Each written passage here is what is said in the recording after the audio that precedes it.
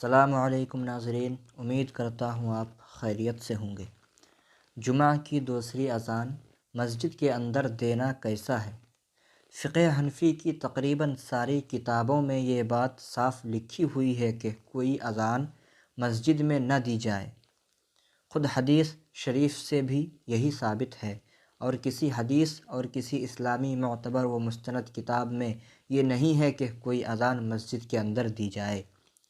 مگر پھر بھی بعض جگہ کچھ لوگ جمعہ کی دوسری اذان مسجد کے اندر امام کے سامنے کھڑے ہو کر پڑھتے ہیں اور سنت پر عمل کرنے سے محروم رہتے ہیں، اور محض ضد اور ہٹ دھرمی کی بنیاد پر رسول خدا صلی اللہ علیہ وسلم کی پیاری پیاری سنت چھوڑ دیتے ہیں۔